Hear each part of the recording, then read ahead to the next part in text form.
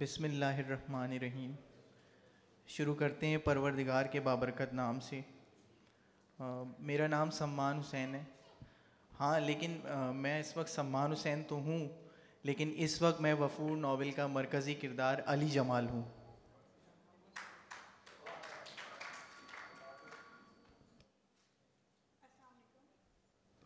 السلام علیکم، اور میں ہوں نساء احمد۔ ہاں ویسے میں نساء احمد تو ہوں، لیکن نہیں اس وقت میں نساء احمد نہیں ہوں، بلکہ میں اس وقت اس ناول وفور کے ایک اور مرکزی کردار نبیلہ جہاں کی حیثیت سے آپ کے سامنے موجود ہوں، جو اس وقت امریکہ شہر میں موجود ہے۔ سنو، مجھے تم سے ایک بہت ضروری بات کرنی ہے۔ ہاں کہو، لیکن ایک بات کیوں؟ بہت سی باتیں کہو، ویسے بھی مجھے تمہاری ساری باتیں بہت اہم لگتی ہیں۔ چھوڑو علی، میں جان چکی ہوں بہت اچھے طریقے سے کہ تم رفتہ رفتہ اب مجھ سے اکتاتے جا رہے ہو، اور ہمارے درمیان اب پہلی جیسی محبت بالکل بھی نہیں رہی ہے۔ نہیں، ایسا بالکل نہیں ہے۔ یہ ہوائی تو کسی دشمن نے اڑائی ہوگی۔ میں تو تمہیں اپنے آپ سے زیادہ محسوس قریب کرنے لگا ہوں۔ جھوٹے کہیں کے، اب ایسا کہاں، یہ سب پہلے تھا جب ہمارے درمیان ایک بہت اچھا رشتہ ہوا کرتا تھا۔ اب تمہیں معلوم ہے کہ ہمارے درمیان ایک مبہم سا فاصلہ بڑھنے لگا ہے، اس لیے مجھے نہیں پتا کہ مجھے ایک ضروری بات کرنی ہے تم سے ابھی اور اسی وقت۔ اچھا، اب اداس ہونے کی کوئی ضرورت نہیں ہے، کہو کیا کہنا چاہتی ہو۔ وعدہ کرو علی مجھ سے کہ آج کے بعد تم مجھ سے کبھی بھی بچھڑنے کی بات نہیں کرو گے۔ ہاں لیکن میں نے بچھڑنے کی بات کب کی؟ تم نے بچھڑنے کی بات کی ہے، ابھی نہیں کئی دفعہ تم نے بچھڑنے کی بات کی ہے، اور اس سے پہلے بھی تم کرتے رہے ہو۔ وعدہ کرو مجھ سے کہ اب دوبارہ تم بچھڑنے کی بات کبھی بھی نہیں کرو گے۔ بچھڑنے کی بات تو تم بھی کئی مرتبہ کر چکی ہو، میں نے بھی اسی پس منظر میں کی ہوگی۔ ہاں لیکن اب میرا تم سے بچھڑنے کا کوئی ارادہ نہیں ہے۔ اچھا، ہمیں ایسا نہیں لگ رہا علی کہ ہم اس وقت دونوں کسی فلمی انداز میں ایک دوسرے پہ ڈائلاگ کس رہے ہیں اور زبردست چوٹ لگا رہے ہیں؟ فلم سے زیادہ تو اس وقت ہم کسی ڈائجسٹ کی عامیانہ سی کہانی یا پھر ٹی وی ڈرامے کے گھسے پٹے کرداروں کی طرح ایک دوسرے سے متصادم ہیں۔ اچھا، حیرت ہے ویسے کافکا، والٹیر، مارکیز وغیرہ جیسے عشاق، خود بھی اچھا خاصا لکھنے والے، اچانک اتنی غیر معیاری گفتگو پر کس طرح اتر آئیں۔ اس کا سارا ذمہ دار ویسے میں تمہیں ٹھہراتی ہوں، چونکہ میں تو تم سے ایک بہت ہی سنجیدہ مسئلے پہ بات کرنا چاہتی تھی، لیکن تم ہو کہ انتہائی غیر سنجیدہ موڈ میں ہو، تو ایسے میں کام کی بات کس طرح سے ہو سکتی ہے؟ لیکن مجھے نہیں معلوم، تم آج اس تمام کوششوں سے بھاگ نہیں سکتے، میں تمہیں فرار کا کوئی راستہ نہیں دوں گی۔ اب میری بات تمہیں توجہ سے سننی ہوگی۔ ہاں کہو، لیکن اس میں اتنا اپسیٹ ہونے کی کیا ضرورت ہے؟ اب سے تمہیں یاد ہے ابھی پچھلے دنوں تم نے مجھے کیا کہا تھا؟ تم نے مجھے ریڈیو کہا تھا۔ تمہیں پتہ ہے ریڈیو مطلب، اب جب بھی میں تم سے بات کرتی ہوں تو مجھے ایسا لگتا ہے کہ جیسے کہ میں کوئی واقعی ریڈیو ہوں اور جو کہ بجنا شروع ہو گئی ہوں۔ وہ ریڈیو میں جو میں کئی ماہ سے مسلسل سن رہا ہوں، تم بولتی رہتی ہو اور میں مسلسل سماعت کرتا رہتا ہوں۔ اچھا، یعنی کہ تم مجھے کہہ رہے ہو کہ میں تو تمہیں سننا ہی نہیں چاہتی اور میں ہی مستقل تم سے بات کرتی رہتی ہوں، بولتی رہتی ہوں، تو سراسر جھوٹے الزام ہے۔ تمہیں پتہ ہے کہ جب تم بولنے پر آتے ہو 15 منٹ تم مستقل بولتی رہتے ہو اور مجھے خاموشی سے سنتی رہتی ہوں۔ تمہیں معلوم ہے نالی کہ مجھے تمہیں سننا کتنا اچھا لگتا ہے، اور میں اس بات کا خیال رکھتی ہوں کہ میں ہمیشہ تمہیں سنتی رہوں۔ یار تم سے تو مذاق کرنا بھی مشکل ہے۔ میں تو تمہیں بہت زیادہ سننا چاہتی ہوں علی، ویسے بھی تمہاری آواز مجھے بہت زیادہ پسند ہے، اور تمہیں پتہ ہے کہ میں اس آواز کے حصار میں ہمیشہ رہنا چاہتی ہوں۔ یہ آواز میرے اندر ایک نیا سا جادو جگاتی ہے۔ تمہیں پتہ ہے یہ میری زندگی کا واحد تجربہ ہے کہ کسی کی آواز نے مجھے اس طرح اپنی رومانوی گرفت میں لے رکھا ہے، اور میں اس کا اظہار تم سے اس سے پہلے بھی کئی مرتبہ کر چکی ہوں۔ تم سے پہلے میری آواز کی اس طرح کا تعریف کبھی کسی نے نہیں کی۔ یہ میرے لیے ایک حیران کن بات ہے۔ اچھا، حیرت کی بات ہے کہ اس سے پہلے تمہاری اس خوبصورت آواز کی تعریف کسی نے بھی نہیں کی، تو چلو میں تعریف کرتی ہوں۔ تمہیں معلوم ہے ایک تو تمہاری آواز بہت خوبصورت ہے، دوسری بات یہ ہے کہ پھر تم بولتے بہت اچھا ہو۔ تمہیں پتہ ہے میں تمہیں ہمیشہ سے اسی طرح سننا چاہتی ہوں۔ اچھا، مجھے نہیں معلوم، میں اکثر سوچتی ہوں کہ جب ہم روبرو ہوں گے، جب ایک دوسرے کے سامنے ہوں گے، جب ہم ملیں گے، تو اس آواز کا جادو چل سکے گا یا نہیں چل سکے گا؟ لیکن یاد رکھنا کہ میں ہمیشہ تمہاری آواز کے خوشگوار حصار میں رہوں گی. نبیلہ، اگر ہم کبھی ملے اور میں تمہارے تصورات جو تمہارے خواب و خیال میں تم مجھے جیسا سوچتی ہو میں ویسا نہ ہوا تو کیا تم مجھ سے ترک تعلق کر لو گی؟ علی، جانے کیا باتیں لے کے بیٹھ گئے ہو تم. یہ کوئی سوال ہے کرنے والا؟ تم اچھی طرح جانتے ہو کہ میرا اور تمہارا تعلق جز وقتی بالکل بھی نہیں ہے. ہمارا ایک الگ سا تعلق ہے، دنیا سے ماورا، بہت قیمتی تعلق ہے. تم یہ سمجھتے کیوں نہیں ہو؟ میں جانتا ہوں تم ہر لحاظ سے بہت اعلیٰ ہو. تمہاری شخصیت اور تمہاری شخصیت کا گلیمر ہر طرح سے اعلیٰ ہے، تو تمہیں میری جانب سے پریشان ہونے کی کوئی ضرورت نہیں. اچھا، لیکن تمہیں میں ایک بات بتاؤں، میں کبھی کبھی ویسے علی سوچتی ہوں کہ جیسا تم نے مجھے اپنے تصورات میں تشکیل دیا ہے، فرض کرو کہ اگر تم میرے کبھی سامنے آئے اور تم ڈر گئے اچانک سے مجھے دیکھ کر، تو تمہیں کیسا محسوس ہوگا؟ تم جتنی میرے تصورات میں حسین اور منفرد ہو اس سے کئی زیادہ اپنی حقیقی زندگی میں بھی ہوگی، یہ میرا یقین ہے. وہ تو ٹھیک ہے علی، لیکن تمہیں میں ایک بات بتانا چاہتی ہوں. ہمیشہ یاد رکھنا کہ میں نے امریکہ جیسے شہر میں رہنے کے باوجود، ملک میں رہنے کے باوجود، ہمیشہ ایک مشرقی ادب و آداب کے ساتھ میں رہی ہوں، اور ایک میں مشرقی عورت ہوں. ایک ایسی عورت جو کہ بہت سارے مردوں کے درمیان اپنے مشرقی وجود اور اپنی حدود کا بے حد خیال رکھتی ہے. اتنی آزادی ہے میرے پاس کہ میں جو چاہوں وہ کر سکتی ہوں، مگر اس کے باوجود میں کبھی کوئی ایسا قدم اٹھا نہیں سکتی جو میرے ضمیر کے سامنے مجھے شرمندہ کر دے. یاد رکھنا تم میری یہ بات. ارے یار، تم بھی کیا بورنگ باتیں لے کے بیٹھ گئیں. اتنا اچھا موڈ تھا، ہم ایک دوسرے کی باتیں کر رہے تھے. تم عورتوں کا بھی کبھی سمجھ نہیں آتا، کب کہاں کس بات کو بحث میں لے جاتی ہو. میری تو سمجھ سے باہر ہے. اچھا، ساری زندگی تم مردوں کا یہی ہے کہ ایک عورت کے ساتھ رہ کے بھی تمہیں کوئی عورت سمجھ میں نہیں آتی. عجیب بات کرتے ہو علی، تم نے میرا سارا موڈ آف کی. اچھا اب مجھے سنو، ڈاؤن ٹاؤن جانا ہے، مجھے کچھ گروسری لینی ہے، بچوں کو بھی لینا ہے، اور پھر موڈ بھی تم نے میرا بہت زیادہ خراب کر دیا. تو پھر دوبارہ زندگی رہی تو انشاءاللہ بات ہوگی. اچھا میں فون رکھتی ہوں، اللہ حافظ. اللہ حافظ. بے حد شکریہ. میرا نام علی احمد جان ہے اور میں ایک براڈ کاسٹ جرنلسٹ ہوں. خالد بھائی کے حکم پر یہاں پہ حاضر ہوا ہوں. یہاں پر بہت سارے شناسا چہرے، فنون لطیفہ سے تعلق رکھنے والے بہت سارے افراد. تھوڑی سی کنفیوژن بھی ہو رہی ہے، بہت سارے شعراء ہیں اور بہت ساری ایسی شخصیات جن سے ہم نے اس شہر میں آ کے بولنا سیکھا ہے. تو تھوڑی کنفیوژن اس لیے بھی ہے کہ کچھ دیر پہلے میرا موبائل فون غائب ہو گیا ہے باہر سے. اب چونکہ پروگرام ہم 7 بجے شروع کرنے والے سے تھوڑی تاخیر ہوئی ہے، تو پھر وہی بات کہ ہوئی تاخیر تو کچھ باعث تاخیر بھی تھا. ہم پروگرام کو آگے بڑھاتے ہیں.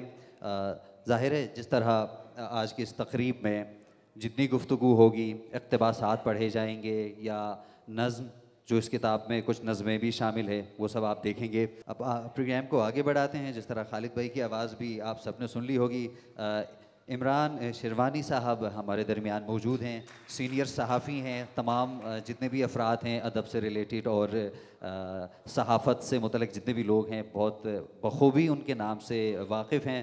سنجیدہ تھیٹر کے لیے انہوں نے بہت سارا کام کیا ہے. پلے لکھتے ہیں، اداکاری کرتے ہیں، ہدایت کاری کرتے ہیں، اور جیو کا مقبول پروگرام ہم عوام ان کی پہچان ہے. تو ایک مرتبہ پھر ان کے لیے بھرپور تالیاں ہونی چاہیے. مجھ سے کہا گیا ہے کہ اس ناول کا ایک اقتباس میں آپ لوگوں کے سامنے پیش کروں، تو جو میں نے چنا ہے وہ اقتباس ہی ہے. اگر آپ کو یہ پسند آئے تو سمجھ جائیے گا کہ یہ صرف ایک چمچہ نکالا ہے دیگ سے. ابھی اگر آپ کو اور ایسی چیز کی خواہش ہو اسی قسم کی تو آپ کو ناول میں مزید ملے گا. میں نے ان کا جو چیپٹر ناول کا چنا ہے وہ چیپٹر 9 ہے، جس کا عنوان ہے قربتوں سے ناآشنائی، اور وہ بھی میں مکمل آپ کے سامنے پیش نہیں کر رہا. اس میں سے بھی بیچ بیچ سے میں نے چیزیں نکال لی ہیں.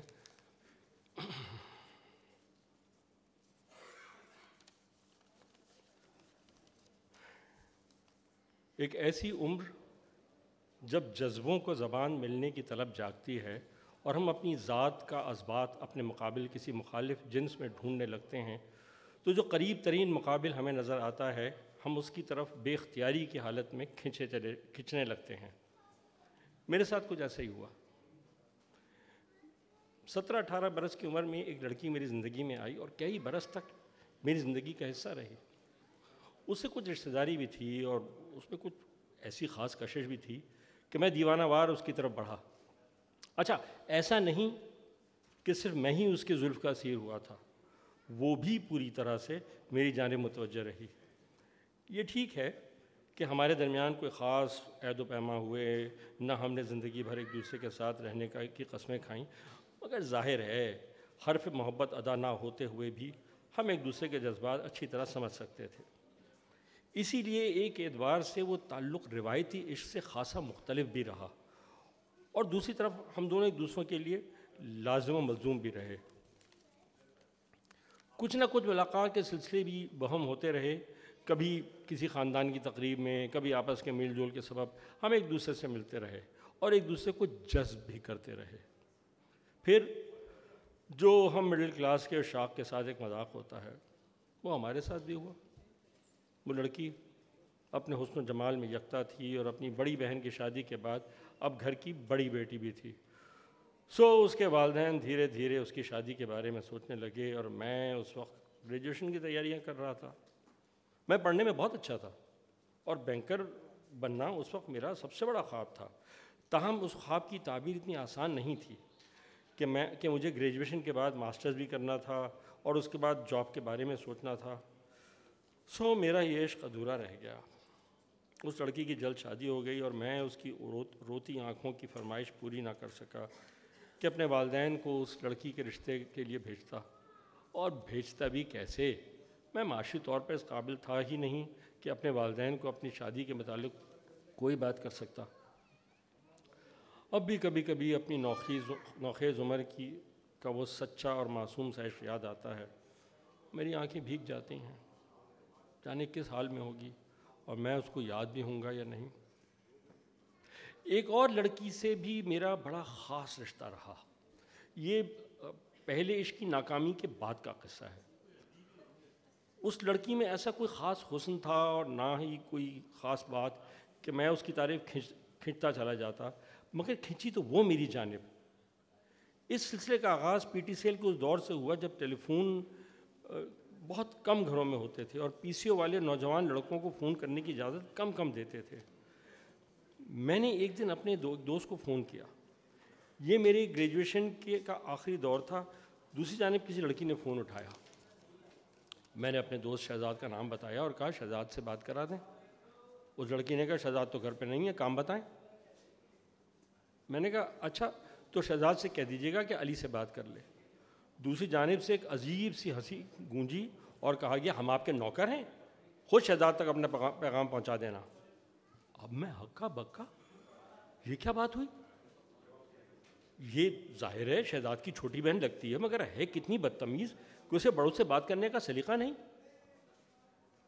میں نے اس لڑکی سے اس کا نام پوچھا تو اس نے کہا میرا نام نرگس ہے اور تم اب میرے بیمار بن جانا۔ اب میں مزید سناٹے میں آ گیا کہ شہزاد کی چھوٹی بہن مجھ سے کس طرح بے تکلفی برت رہی ہے۔ میں نے کہا نرگس آپ یہ کس طرح بات کر رہی ہیں؟ نرگس نے مزید حیران کرتے ہوئے کہا یہ آپ کیا لگا رکھی ہے تم نے؟ جب میں تم کو تم کہہ رہی ہوں تو تم بھی مجھے تم ہی کہو نا۔ میں آپ کو تم کیسے کہہ سکتا ہوں؟ آپ شہزاد کی بہن ہو اور میرے لیے بڑی محترم ہو۔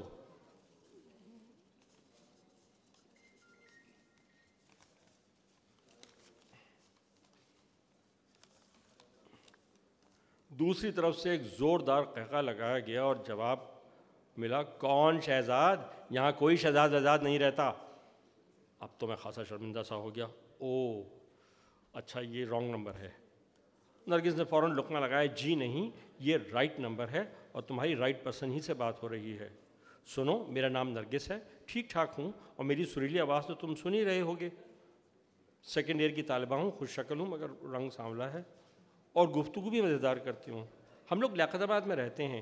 ڈیلی اسٹار رپورٹ میں پہلے ہی اس خاص واقعے کا ذکر موجود ہے۔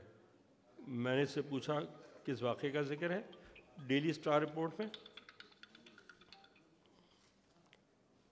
اس نے دھیمی سی ہنسی کے ساتھ جواب دیا کہ یہی کہ آج میری ملاقات میرے خوابوں کے شہزادے سے ہوگی. لیکن ہماری ملاقات تو نہیں ہوئی. میں نے نرگس کو چھیڑتے ہوئے کہا. اس نے فوراً خوش دلی سے کہا کوئی بات نہیں, آج بات ہو گئی تو کل ملاقات بھی ہو جائے گی. کیا کل ملاقات؟ اتنی جلدی ملاقات کیسے ہو سکتی ہے؟ وہ ایک بار ہنسنے لگی. میں نے تو مثال کے طور پہ یہ بات کہی ہے. اچھا تو تم میرا نمبر نوٹ کرو ورنہ دوبارہ بات کیسے کرو گے؟ پھر بہت جلد ایک دن نرگس نے مجھے بتایا کہ اس کی ماں اور بہنیں کل دن میں 11 بجے تک شاپنگ کے لیے ناز آباد کی مارکیٹ جائیں گی, جہاں سے شام 4 بجے تک واپس آئیں گی. اس طرح ہم لوگ بڑے آرام سے مل سکتے ہیں. میں یہ خوشخبری سن کر کھل اٹھا. پھر بھی احتیاط کا تقاضا یہی تھا کہ نرگس کے گھر جانے سے پہلے اس کو پی سی او سے فون ضرور کیا جائے اور گرین سگنل ملنے پر اس کے گھر جایا جائے. اسی طرح ہوا اور پہلی بار میں نے نرگس کو گلے لگایا, اس کو تھوڑا سا پیار کیا. لیکن وہ جتنی نڈر ہونے کا شور مچاتی تھی اتنی نڈر تھی نہیں. پھر یہ اس کا شاید نیا عشق تھا اور ابھی وہ قربتوں سے زیادہ آشنا نہیں ہوئی تھی. اس کا شوق اور عمان ڈائجسٹوں اور ٹی وی ڈراموں کی تک محدود تھا, یا جو اس کو سہیلیوں نے اس کو پڑھایا لکھایا ہوگا وہ اس کے اثر میں تھی. اور میں بھی کون سا عشق محبت کا چیمپئن تھا. نرگس کا ہاتھ تھامتے ہوئے, اسے اپنے قریب کرتے ہوئے یا اس کے لب چومتے ہوئے کئی بار لرزا اور کئی بار حال سے بے حال ہوا. یہ تو میں ہی جانتا ہوں, جبکہ نرگس تو اول و آخر یہی کوشش کرتی رہی کہ ہم اتنے قریب نہ آئیں, اور آئیں تو فوراً ہی دور چلے جائیں. اگرچہ نرگس سے میری کوئی بہت زیادہ ذہنی اور جذباتی قربت نہیں تھی, مگر وہ 1 برس تک میری اکلوتی محبوبہ رہی, اور اس نے اس 1 برس کے دوران میرا بڑا خیال رکھا اور مجھے خوش رکھا.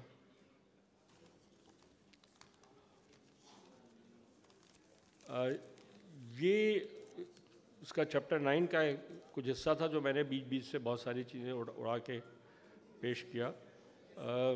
میں خالد معین صاحب کو جس طرح جانتا ہوں, یہ میرے لیے بہت انوکھا تجربہ تھا یہ پڑھنا, یہ ناول. اور میرا خیال بالکل یہ نہیں تھا کہ خالد بھائی, ہم ان کو پیار سے خالد بھائی کہتے ہیں, میری عمر کے ہی ہیں بلکہ شاید چھوٹے ہوں, یہ اپنے جوانی کو, اپنے زندگی کے تجربوں کو یوں ریکال کر سکیں گے. میں نہیں کہہ رہا کہ یہی سب کچھ ان کی زندگی میں ہوا ہوگا, لیکن اگر ان کی زندگی میں نہیں ہوا تو ہماری آپ کی زندگی میں تو ہوا ہی ہے, تو کیوں جھوٹ بولیں. بہت بہت شکریہ خالد بھائی. بہت شکریہ خالد بھائی, آپ نے مجھے موقع دیا. بہت شکریہ عمران صاحب. ایک مختصر سی نظم ہے. اس ملنے بچھڑنے کی کتھا میں نے پورا جیون بسر کر لیا, کیونکہ میں نے پہلی بار دیکھنے کی طرح دیکھا جب تم سامنے آئے. میں نے پہلی بار سننے کی طرح سنا جب تمہیں سماعت کیا. میں نے پہلی بار خود کو محسوس کیا جب تم نے مجھے محسوس کرنا سکھایا. میں پہلی بار ہنسنے کی طرح ہنسا جب تم نے مجھے ہنسایا. میں پہلی بار رونے کی طرح رویا جب تم مجھے تنہا چھوڑ گئے. جس طرح عمران صاحب نے جو اقتباس پیش کیا, ظاہر ہے اسی ناول میں سے, اس میں کئی فلیورز ہیں. جب آپ پڑھیں گے تو آپ کو اندازہ ہوگا اس میں کراچی کی سیاست ہو یا پھر ادبی انجمنوں کی سیاست ہو, اور پھر کراچی کا جو سیاسی منظرنامہ بہت خوبصورتی سے پیش کیا گیا ہے. میرا خیال ہے کراچی والوں کو تو یہ ناول ضرور پڑھنا چاہیے. پروگرام کو ہم آگے بڑھاتے ہیں. آرٹس کونسل کے روح رواں اور آرٹس کونسل کے صدر احمد شاہ صاحب ہمارے درمیان موجود ہیں. میں ان سے ملتمس ہوں کہ وہ اسٹیج پر تشریف لائیں اور کتاب کے حوالے سے, صاحب کتاب کے حوالے سے اپنے خیالات کا اظہار کریں. بہت شکریہ. صدر ہمارے زیب اسکار صاحب, اور بہت بڑی تعداد میں آج ادیب اور شاعر دونوں جمع ہیں, اور ابھی 2-3 میرے کمرے میں بیٹھے تھے. فیاض وید صاحب آئے ہیں, وہ بھی یہاں تشریف رکھتے ہیں. تو میں نے کہا عقیل عباس جعفری, میں ان کو اکسا رہا تھا کہ اب خالد معین نے تو ناول لکھ لیا ہے، اب تم لوگ ناول کب لکھنا شروع کرو گے، اجمل سراج۔ تو بڑی خوشی کی بات ہے کہ ایک کریٹیو آدمی کو ایک ایکسپریشن اپنے آپ کو کس طرح ایکسپریس کرتا ہے۔ تو شاعری میں تو اتنے سال سے خالد معین یہ کام کر رہے ہیں اور ایک نمایاں آواز ہے شاعری میں۔ یہ جو فکشن ہے اس کا ان کا پہلا تجربہ ہے، میرا خیال ہے پتہ نہیں کب سے لکھ رہے ہوں گے، لیکن جو پرنٹ ہو کے آیا ہے یہ ان کا پہلا ناول ہے، اور وہ تو کاشف رضا بتائے گا، کیونکہ اس کی رائے جو ہوگی وہی میری رائے سمجھیں آپ۔ تو کاشف ہے، وہ ہیں، بہت مزے کی کتاب ہے، اپنے زندگی کے بارے میں اور اپنے ارد گرد جو کچھ ہو رہا ہے، اور اس میں اپنی زندگی کے ذاتی جو تجربے ہوتے ہیں، آپ کی ذات، ایک اندرون ذات کے تجربے ہیں، پھر ارد گرد جو ہو رہا ہوتا ہے، کیونکہ یہ تو ایک صحافی بھی ہیں، اور صحافی کے لیے بڑا مشکل ہو جاتا ہے، صحافی تو کاشف رضا بھی ہے، لیکن مشکل ہو جاتا ہے جب فکشن لکھ رہا ہو صحافی، اور وہ اتنا ان ڈیپتھ کوئی کرنٹ افیئر اور ان چیزوں کے بارے میں جانتا ہو، تو بعض اوقات تو اس کو آسانی ہو جاتی ہے، اور بعض اوقات مشکل ہو جاتی ہے کہ وہ کہاں پر ان کو آپس میں وہ لٹریچر کا پارٹ ہے یا یہ کہ یہ ہے۔ تو میں مبارکباد دینا چاہتا ہوں خالد معین صاحب کو، ہمارے ایک زمانے کے دوست ہیں، ہم تھوڑے ان سے سینئر تھے، خالد، اجمل سراج، یہ لوگ۔ آج پتہ چلا کہ فیاض وید بھی بہت چھوٹا ہے، جب میں نے اس سے پوچھا کہ تو کب ریٹائر ہوگا تو کہہ رہا ہے میرے 6 سال ابھی رہتے ہیں، تو میں نے کہا شکر ہے کہ تو دیر میں پیدا ہوا تاکہ ابھی ریٹائر نہیں ہوا۔ تو میں بہت مبارکباد خالد، ہمارا بہت ذاتی تعلق بھی ہے، لیکن ذاتی تعلق بھی ہمارا جو بنا وہ لٹریچر کے حوالے سے بنا تھا، کوئی اور حوالہ ہمارے تعلق کا نہیں ہے۔ تمہارے شعر پہنچے، ہم نے ساتھ مجالس میں ساتھ وقت گزارا، تمہارے مشاعرے سنے، کمروں میں مجالس میں بیٹھ کے باتیں کی، تو بہت ہی شاندار بات ہے کہ ایک ناول نیا سامنے آیا ہے۔ ناول شاعری نہیں ہے، تو ناول تو ڈسکس ہوگا، اور ظاہر ہے کیونکہ یہ مشکل کام ہے، کشتی لکھنا کھیل نہیں، کیا ہے کشتی، تختی لکھنا کھیل نہیں ہے دل کی، تو اسی لیے بڑے خوف کے ساتھ اور بڑے ادب کے ساتھ لوگ اس راستے پہ چلنے کی کوشش کرتے ہیں، اور اب مشکل راستہ خالد نے چنا ہے۔ لیکن عبداللہ حسین یہ کہتے تھے، کیونکہ ہماری ان سے بڑی دوستی تھی، وہ بہت بڑے آدمی تھے، دوستی سمجھیں ایک وہ سمجھیں لیکن بے تکلف تعلق تھا، تو وہ کہتے تھے کہ کسی بھی رائٹر کا جو دوسرا ناول ہوتا ہے وہ اس کا ماسٹر پیس ہوتا ہے۔ تو ہم پہلے ناول پہ جو ادیب ہیں وہ بات کریں گے، اور دوسرے ناول کا ہم سب انتظار کریں گے خالد کے، اور بہت بہت مبارک خالد معین صاحب آپ کو، آپ کے تمام احباب کو، آپ کی فیملی کو بہت بہت شکریہ۔ بہت شکریہ احمد شاہ صاحب۔ اور شاہ صاحب خالد بھائی کو اکسا بھی رہے ہیں کہ دوسرا یعنی اگلا ناول آنا چاہیے، اب آنے والا وقت ہی بتا دے گا۔ اب پروگرام کو ہم آگے بڑھاتے ہیں، میں بغیر وقت ضائع کیے ملتمس ہوں رفاقت حیات صاحب سے، جو کہ فکشن رائٹر ہیں اور ان کے کئی مجموعے منظر عام پر آ چکے ہیں اور ادب پر ان کی گہری نظر ہے، میں ان سے ملتمس ہوں کہ اسٹیج پر تشریف لائیں اور کتاب اور صاحب کتاب کے حوالے سے اپنے خیالات کا اظہار کریں۔ تو یہ اس ناول کے بارے میں ایک چھوٹی سی تحریر ہے، چونکہ ناول میں نے چند دن پہلے ہی پڑھا، اور پڑھنے کے بعد جو ہے وہ کچھ جلدی میں لکھا۔ خالد معین کا پہلا ناول وفور۔ کرونا سے پہلے بھی دنیا میں طرح طرح کی وبائیں پھوٹتی رہی ہیں، اور وہ انسانی زندگی کے تمام شعبوں کو متاثر کرتی رہی ہیں۔ اسی لیے دنیا بھر کے ادب یعنی شاعری، فکشن اور نان فکشن میں ایسی کئی تحریریں مل جاتی ہیں جن میں ان پرانی وباؤں کے دوران انسان پر پڑنے والی آفات کی روداد پڑھنے کو مل تو جاتی ہے، لیکن اتنی وافر مقدار میں شاید نہیں ملتی۔ کرونا پہلی وبا ہے جس نے انسانی زندگی کو جتنی شدت سے متاثر کیا، تقریباً اتنی شدت سے اس کے ہمہ گیر تجربے کو انسان نے مختلف طریقوں سے مختلف سطحوں پر بیان بھی کیا۔ جتنا زیادہ ادب اس وبا کے دوران تخلیق ہو چکا ہے، اس کی مثال پرانی وباؤں کے زمانے میں مشکل سے ملے گی، اور یہ سلسلہ ابھی تک تھما نہیں ہے۔ اردو میں کئی ادبی جریدوں نے وبا نمبر نکالے، غزل، نظم، افسانہ، ناول، کالم، غرض کیا کچھ نہیں لکھا گیا اور لکھا جا رہا ہے، کیونکہ ابھی تک انسان اس وبا سے پہنچنے والے دھچکوں اور نقصانات کی وجہ سے پوری طرح سنبھل نہیں پایا۔ مجھے لگتا ہے کہ اس وبا کے پھیلاؤ اور وسعت کے حامل تجربے نے لکھنے والوں کے تخلیقی وفور کو بڑھاوا دیا ہے، اور وہ بھی اس حد تک کہ خالد معین جو 4 شعری مجموعوں اور 3 نان فکشن کتابوں کے خالق ہیں، انہیں اس وبائی تجربے کی ہمہ گیری اور پیچیدگی بیان کرنے کے لیے ایک ناول لکھنا پڑا۔ خالد معین کا پہلا ناول وفور بنیادی طور پر کووڈ کے دوران کراچی میں مقیم ایک فرد کی داخلی اور وجودی کشمکش سے عبارت ہے۔ اس کے پلاٹ کا سارا تانا بانا صیغہ غائب میں ایک افسانہ نگار اور پروفیسر علی جمال کے نقطۂ نظر سے بنا گیا ہے۔ کسی افسانہ نگار میں جو بھی قباحتیں ممکن ہو سکتی ہیں وہ اس میں بھی پوری طرح موجود ہے، یعنی زود رنجی، حساسیت، حسن پرستی، شراب نوشی، مطالعے کی لت، تنہائی پسندی وغیرہ۔ کووڈ کی وبا نازل ہونے سے کچھ عرصہ پیشتر علی فیس بک کے ذریعے امریکہ کے شہر شکاگو میں اپنے شوہر اور بیٹی سارہ کے ساتھ مقیم نبیلہ جہاں سے متعارف ہوتا ہے، جو ایک بظاہر جدید لیکن اندر سے وہی پرانی مشرقی عورت ہے۔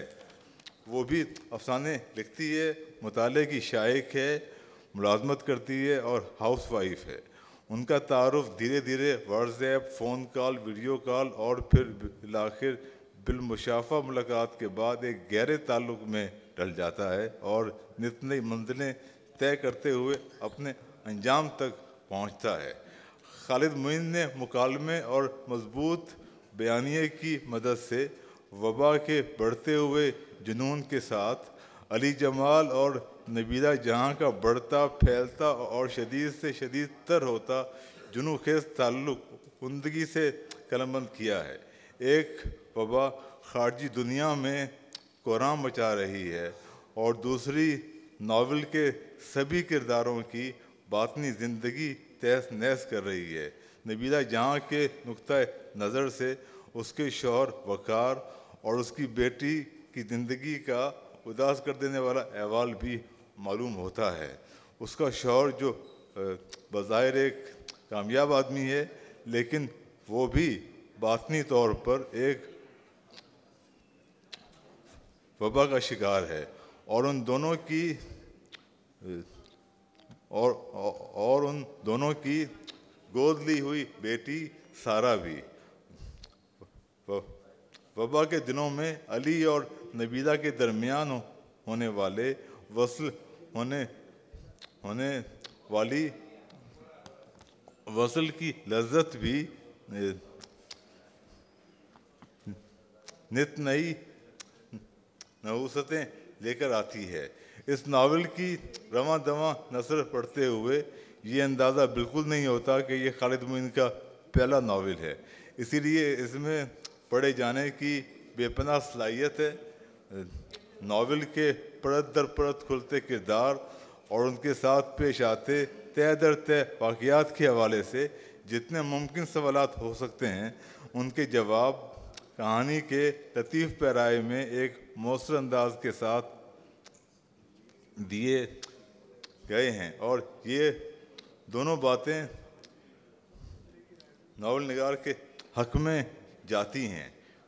میرا جی نے کہا تھا کہ ہر آدمی ایک پوری زندگی گزارتا ہے، اس لیے ہر آدمی ایک ناول تو لکھ سکتا ہے، لیکن مجھے بھی خالد بھائی سے امید اور توقع ہے کہ وہ اس میدان میں اپنے جوہر مزید آزمائیں گے.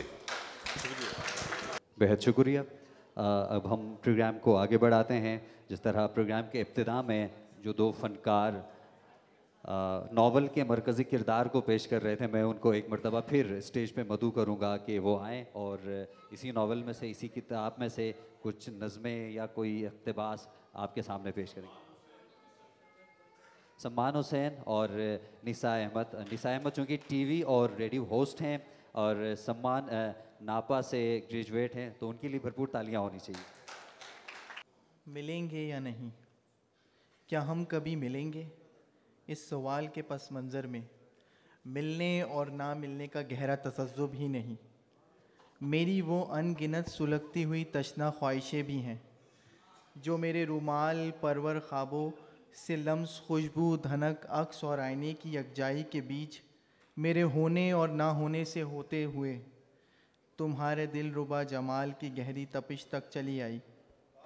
میں تمہیں ہر بار اپنے ادھورے خواب اور ادھورے وصال تک نت نئی تشکیل سے گزارتے ہوئے سوچتا ہوں، جانے ہم کبھی ملیں گے یا نہیں، جانے ہم کبھی ملیں گے یا نہیں. میں تمہیں دیکھنا چاہوں گی، میں تمہیں دیکھنا چاہوں گی، تمہارے حسن کے تمام مظاہر، پاس آنا، دور جانا، مان جانا، روٹھ جانا، دل کے سربستہ رازوں تک رسائی، ہجر سے وصال تک کا ست رنگا سفر، آئینے کے روبرو جانا، خود اپنے آپ سے باتیں کرنا، بارشوں میں بھیگنا، فراق میں دھمال ڈالنا، وصال میں اپنی ہستی کو بھول جانا. میں یہ سب اور اس کے علاوہ وہ سب بھی جو تمہارے گمان اور امکان میں ہے، میں سب کچھ دیکھنا چاہوں گی. اور ایسے ہر پل اور ہر منظر میں خود کو بھی دیکھنا چاہوں گی، کیونکہ میں اپنا اثبات بھی تو چاہوں گی. مجھے صرف تمہاری تحیر زدہ آنکھوں کے نیم و جھروکوں سے ہی مل سکے گا، تمہاری تحیر زدہ آنکھوں کے نیم و جھروکوں سے ہی مل سکے گا. آخری دھمال. کیا ہم کبھی ایک ساتھ دیکھ سکیں گے؟ ڈھلتی ہوئی رات کا آخری پہر، اگتے ہوئے سورج کی پہلی روپہلی کرنیں، چار جانب گہری خاموشی کے درمیان پرندوں کے جاگنے کی پہلی آوازیں، سمندر کنارے بنائے جانے والے ان گنت گھروندوں سے آنکھ مچولی کھیلتا ڈھلتے ہوئے دن کا آخری پرجوش لمحہ، آسمان پر چمکتا ہوا پورا چاند، کسی ٹوٹتے ستارے کا اپنے حصار میں آخری دھمال، قربتوں کا کوئی نہال کرتا ہوا اجنبی پل، گرم سانسوں میں لمس کے ہجان سے جنم لیتا ایک اقرار اور اس اقرار سے کچھ آگے برستا ہوا ساون. کیا ہم کبھی ایک ساتھ دیکھ سکیں گے؟ کیا ہم کبھی ایک ساتھ دیکھ سکیں گے؟ اس ملنے بچھڑنے کی کتھا میں نے پورا جیون بسر کر لیا. اس ملنے بچھڑنے کی کتھا میں نے اپنا پورا جیون بسر کر لیا، کیونکہ میں نے پہلی بار دیکھنے کی طرح دیکھا. واو. میں نے پہلی بار دیکھنے کی طرح دیکھا. جب تم سامنے آئے میں نے پہلی بار سننے کی طرح سنا. جب تمہیں سماعت کیا میں نے پہلی بار خود کو محسوس کیا. جب تم نے مجھے محسوس کرنا سکھایا میں نے پہلی بار ہنسنے کی طرح ہنسا. جب تم نے مجھے ہنسایا میں پہلی بار رونے کی طرح روئی. جب تم مجھے تنہا چھوڑ گئے، جب تم مجھے تنہا چھوڑ گئے. Thank you. بے حد شکریہ آپ تمام لوگوں کی سماعتوں کا. بہت شکریہ. وہ مائک ساتھ نہیں دے رہا اس لیے مجھے بیٹھنا پڑ رہا ہے. ایک اور مختصر اقتباس میں بھی پڑھنا چاہوں گا اس کتاب میں سے، جو کہ کراچی کی سیاسی صورتحال کے حوالے سے ہے. کراچی کے سماجی، معاشی اور سیاسی حالات کو کئی دہائیوں تک دونوں بھائیوں نے بہت قریب سے دیکھا. کبھی حقوق کی جنگ، کبھی لاشوں پر سیاست، کبھی غنڈہ گردی، کبھی چندہ، کبھی زبردستی ووٹ، کبھی کبھی دھمکی، کبھی آدھا شہر بند، کبھی پورا شہر بند، کبھی ایک پارٹی کی فائرنگ، کبھی دوسری پارٹی کے حملے، کبھی نسل پرستی، کبھی زبان پر سیاست، کبھی سب دشمن، کبھی سب دوست، کبھی اچانک ٹرانسپورٹ بند، کبھی امن و امان کی بھیک، کبھی کئی روز ہڑتال، کبھی یوم تشکر، کبھی بلا کی صفاقی، کبھی حکومت سے مذاکرات، کبھی قتل پر قتل، کبھی بائیکاٹ ہی بائیکاٹ، کبھی جھوٹ موٹ کے آنسو، کبھی ڈانس پارٹیاں، اور یہ اور نہ جانے کیا کیا الٹے سیدھے ڈرامے ہوتے ہیں. اور شہر کا شہر خاموشی سے سب کچھ دیکھتا رہتا ہے. تاریخ کا قلم سب کچھ نوٹ کرتا رہا. تعلیم اور تہذیب کا کتنا برا حال ہوا، کتنے ہزار قتل ہوئے، کتنے بچوں کے سروں سے سایہ اٹھا. کراچی کے رہنے والے سبھی واقف ہیں اور بہت اچھی طرح واقف ہیں. یہ حالات چند سال پہلے تک ہم دیکھتے رہے ہیں اور کراچی والے تو سہتے رہے ہیں. اور جس خوبصورتی سے خالد بھائی نے یہاں اس ناول میں بیان کیا ہے، یہ جو اقتباسات اور نظمیں آپ نے پڑھی سنی، اس سے آپ کو اندازہ ہوا ہوگا.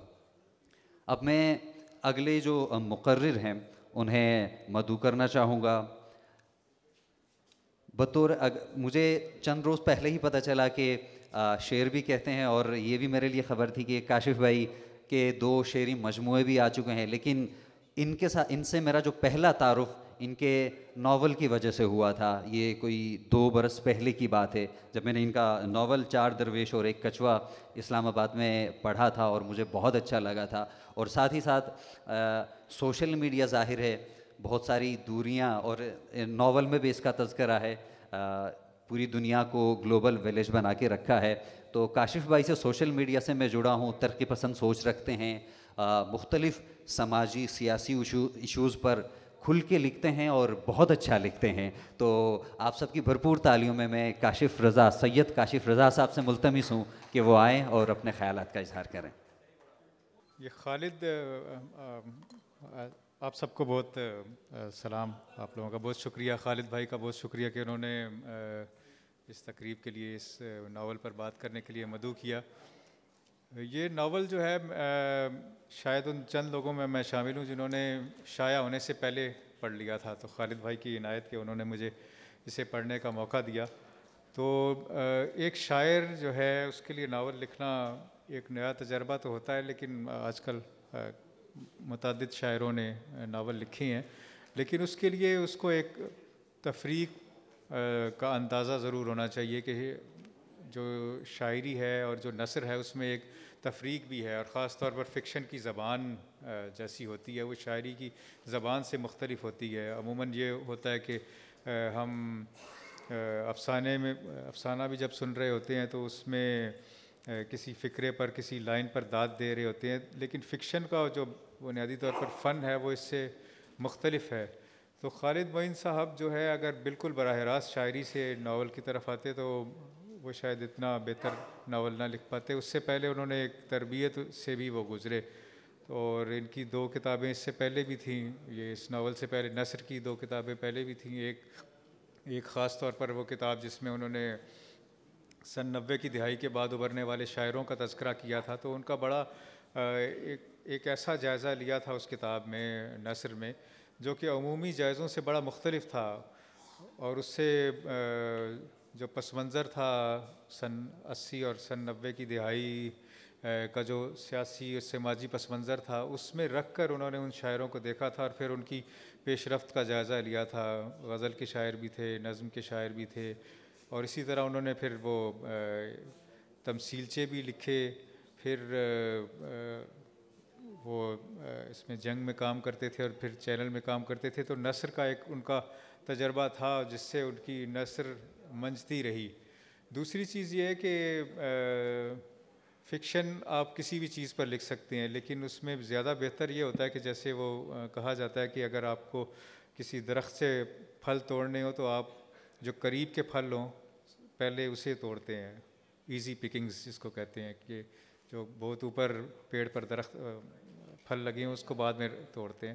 تو خالد معین صاحب نے بظاہر اس ناول میں یہی لگتا ہے، اور میرا خیال ہے کہ باقی لوگ جنہوں نے یہ ناول پڑھا ہے وہ بھی اتفاق کریں گے کہ اس کے واقعات یا تو ان کی زندگی سے بالکل جڑے ہوئے ہیں یا ان کے بالکل قریب گزرے ہیں۔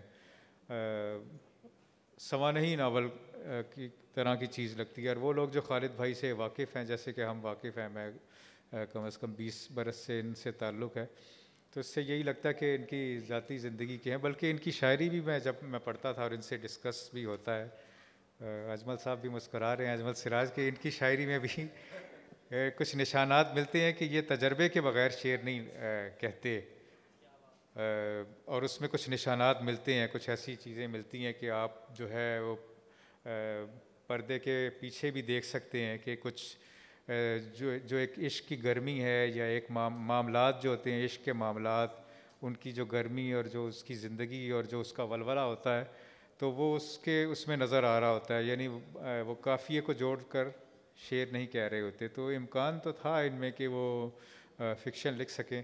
اب یہ جو فکشن ہے ان کا، اس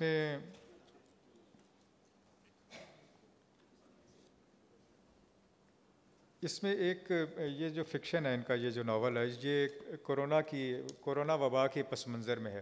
تو جب بھی کوئی وبا آتی ہے، اور اس ناول میں سن 80 اور سن 90 کی تقریباً دہائی کے سیاسی سماجی حالات کا بھی تذکرہ ہے، تو جب ایک افتاد پڑتی ہے کسی معاشرے پر، اور اس افتاد میں موت کا خطرہ بھی موجود ہوتا ہے، جیسے کورونا میں تھا، جیسے 90 کی دہائی میں کراچی میں تھا، تو اس موت کے ہنگام میں ایک زندگی کی ایک زبردست خواہش بھی انسان کے اندر موجود ہوتی ہے، اور وہ عود کر آتی ہے، وہ زندگی کی خواہش، یعنی موت کے ہنگام یا موت کو سامنے دیکھ کر جو زندگی کی خواہش ابلتی ہے، وہ اور بھی زیادہ بھرپور ہو کر سامنے آتی ہے۔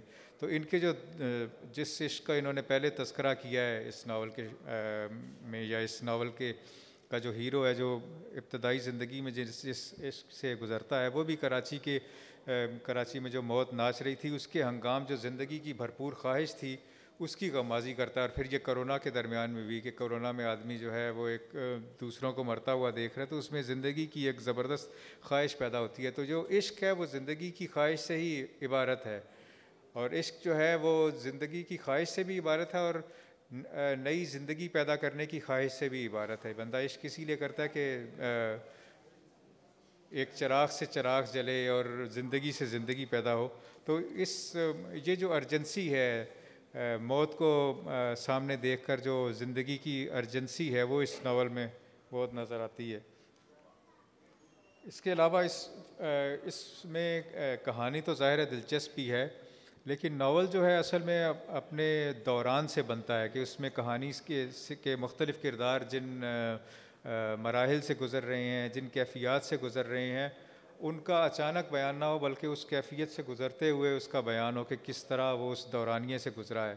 تو اس سے خالد معین کافی کامیابی سے گزرے ہیں۔ مثلا میں یہ سمجھ رہا تھا کہ یہ ایک شاعر کا ناول ہے، تو یہ اس میں موڑ اچانک آ جائیں گے، یا کسی کی کیفیت تبدیل ہوگی، کسی کردار کی کیفیت تبدیل ہوگی تو وہ اچانک ہو جائے گی، اس کو اس طرح جسٹیفائی نہیں کریں گے، لیکن انہوں نے بڑی کامیابی سے کیا ہے۔ مثلا جب وہ خاتون جو اس ناول کی ہیروئن ہے، وہ جب ان سے ملاقات ہو جاتی ہے، اور جب ان سے جو کچھ وہ چاہتے ہیں وہ ہو جاتا ہے، تو اس کے بعد ایک تقلیب ہوتی ہے، دونوں کرداروں میں منقلب ہوتے ہیں دونوں کردار۔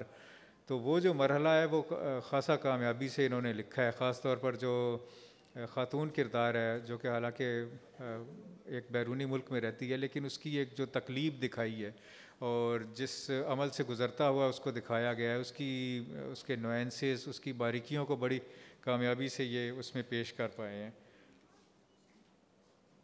اس کے علاوہ اس میں باقی بھی چھوٹے کردار بھی ہیں. 2 بنیادی کردار ہیں. جو شاعر ہے وہ تو ان کی شاعری میں بھی نظر آتا ہے اور ان کی اس ناول میں بھی نظر آتا ہے کہ اس شاعر کو ایک عشق کی تلاش بھی ہے.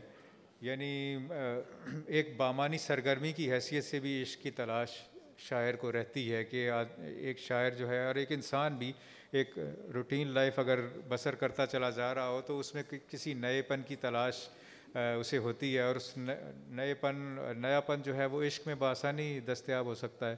تو یہ شاعر جو ہے وہ ایک عشق کی تلاش میں تو تھا, ایک زندگی ایک نئے پن کی تلاش میں تو تھا. تو جب وہ شروع کرتا ہے یہ اپنا سلسلہ تب تو وہ شاید سادگی سے کرتا ہے اور اسے یہ لگتا ہے کہ وہ جو دوسرا ہے فریق یا خاتون وہ آرام سے اس میں انوالو ہو رہی ہے اور وہ بھی اس میں انوالو ہو رہا ہے اور یہ ایک قسم کی اس کو ایک قسم کی عیاشی کے ساتھ شروع کر رہے ہیں. لیکن بعد میں جب وہ دونوں انوالو ہو جاتے ہیں تو اس کے بعد وہ جو عشق ہے وہ یا جو بھی تعلق ہے وہ اکہرا نہیں رہتا. اس کی جو پرتیں ہیں وہ کھلتی ہیں. ان پرتوں کے کھلنے کے ساتھ ان دونوں کی نفسیات کھلتی ہے.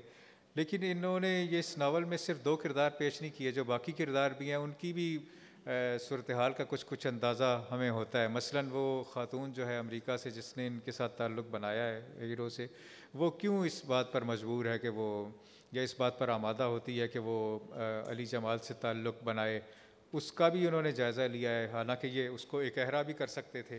لیکن یہی ایک بہتر ناول کی پہچان ہوتی ہے کہ اس میں ایک کردار کچھ کر رہا ہے, کچھ عمل کر رہا ہے, کوئی اقدامات کر رہا ہے یا کسی خاص رستے پر کسی خاص ڈگر پر چل رہا ہے, تو اس کا ایک پس منظر ہو اور اس پس منظر کی توجیحات اس ایسے بیان کی جائے کہ وہ جسٹیفائڈ ہو جائے. تو یہ سارا بڑی کامیابی سے ہے انہوں نے اس میں کیا ہے.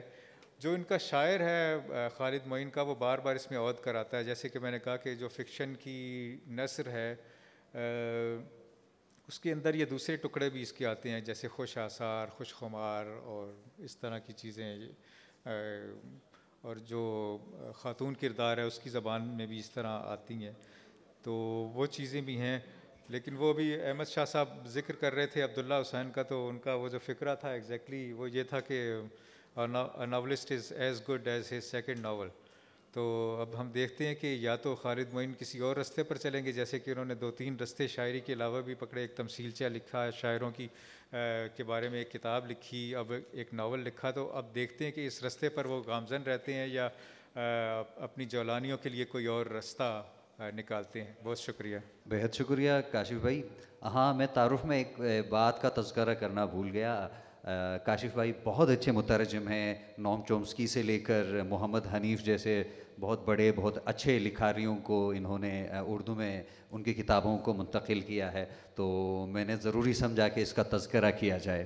اب چونکہ یہ جو پروگرام ہے آرٹس کونسل کے ٹاک شو کمیٹی کے زیر اہتمام منعقد کیا گیا ہے, اور arts council talk show committee کے روح رواں شکیل خان صاحب بھی یہاں پہ موجود ہیں. اور اب ظاہر ٹاک شو کا تذکرہ ہوا ہے تو ایک ٹاک شو کا بھی ہم نے اہتمام کیا ہے, اور اس کی جو میزبانی کر رہی ہیں ڈاکٹر ہینا امبرین طارق صاحبہ یہاں ہمارے درمیان موجود ہیں. میں ان سے ملتمس ہوں کہ اسٹیج پر تشریف لائیں, جو کہ وائس پریزیڈنٹ بھی ہیں ٹاک شو کمیٹی کے.